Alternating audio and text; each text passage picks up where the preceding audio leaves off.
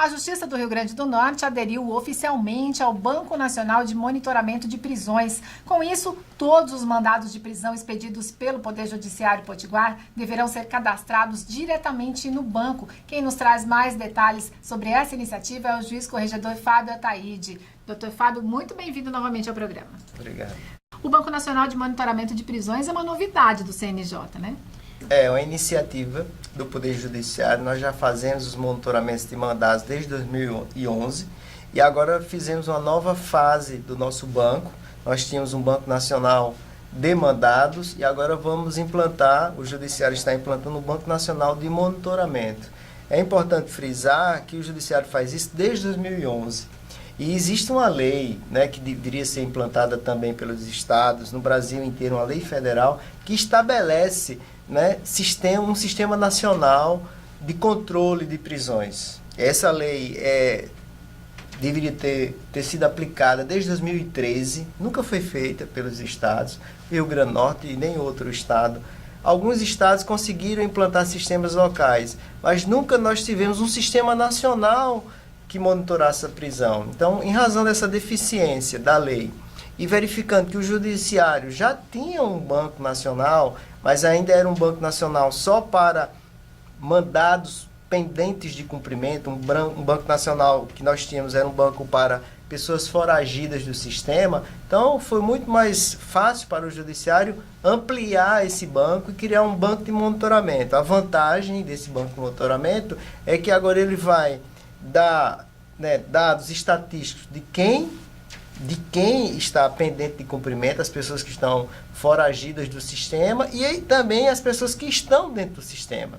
E esse banco ele vai auxiliar, né, na tomada de decisões, porque ele é um banco que produz relatórios estatísticos. Isso é muito importante porque, finalmente, a partir desse banco, a gente vai poder saber quantos presos o Brasil possui.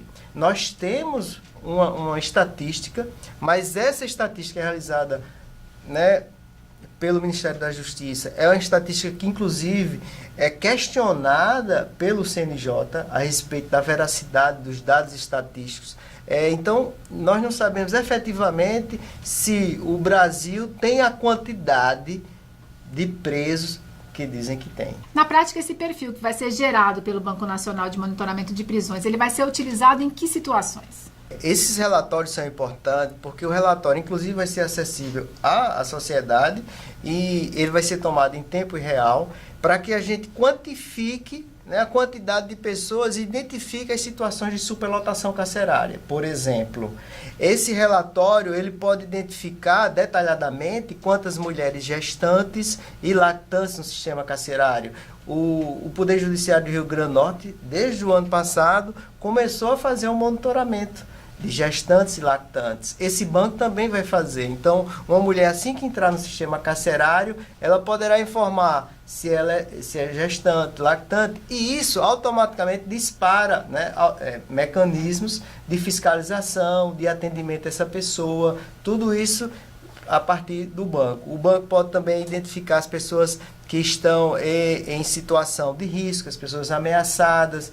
Em um momento posterior, eu acredito que o banco pode evoluir para identificar as pessoas com problemas de saúde, né? Ele já vai identificar as pessoas com deficiências. Então, a gente poderia perguntar quantas pessoas estão no sistema carcerário que possuem alguma deficiência. Nós não sabemos nem quantas, nem onde estão. Então, isso orienta políticas nacionais. O Rio Grande do Norte, ele está passando por uma mudança profunda dentro do sistema carcerário, mas saber exatamente quem são os presos, de onde eles vêm, quais são a situação, isso é fundamental por questões financeiras. Construir uma unidade prisional, por exemplo, para 600 presos, custa cerca de 20 milhões de reais. Nós não temos esse dinheiro para fazer esse investimento. Então, a gente não pode simplesmente tomar decisão sem entender quais são as situações, qual é a real situação do sistema carcerário. Será que nós precisamos mesmo construir um presídio? Será que nós não podemos criar alternativas como monitoramento eletrônico, investir em outras saídas? Qual é o perfil do nosso preso? Qual é a idade? De onde ele é?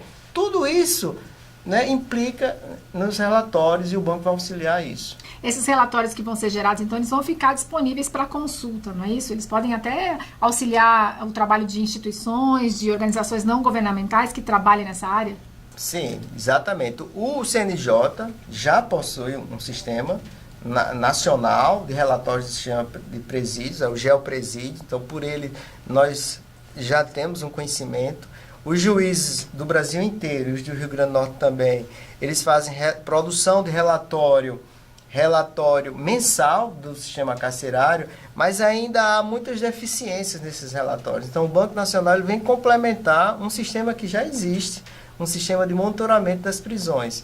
O custo da prisão é muito elevado e a gente não pode mais brincar de sistema carcerário, né? Principalmente aqui no Rio Grande do Norte. Nós temos uma situação de um déficit de vaga muito elevado, né? Nós temos uma necessidade muito grande de criar vagas, mas eu digo, precisamos talvez também, paralelamente a isso, criar as alternativas. Esse sistema ele vai estar totalmente instalado no Rio Grande do Norte a partir de quando? A previsão é de que no final de março, né, vamos terminar essa primeira etapa, pelo menos a etapa de registrar os que já estão presos, e a partir de março, a partir do final de março, iniciar o registro dos pendentes de cumprimento, a quantidade de pessoas aí que estão foragidas do sistema. Então a gente vai ter uma ideia dimensionada de quanto nós temos efetivamente presos, onde essas pessoas estão e quem falta ser preso. Só para você ter uma ideia, em 2017 nós começamos, e aí foi o Estado mesmo, começou a fazer uma identificação biométrica das pessoas presas no sistema carcerário. Essa identificação, antes mesmo de concluir a identificação biométrica de todas as pessoas presas, mais de 200 pessoas já foram identificadas com nomes falsos dentro do sistema. Então, para que você tenha ideia como é difícil trabalhar com o sistema carcerário. No sistema carcerário do Rio Grande do Norte, a gente tem identificação criminal apenas na cidade de Natal. No resto do estado, o ITEP não está ainda aparelhado a fazer identificação criminal. E nós fizemos um pleito na Corregedoria de Justiça. O ITEP vai passar a fazer identificação criminal em Caicó, em Mossoró, em regime de 24 horas. Por que é importante fazer identificação criminal? Ora, a identificação criminal é a base da investigação.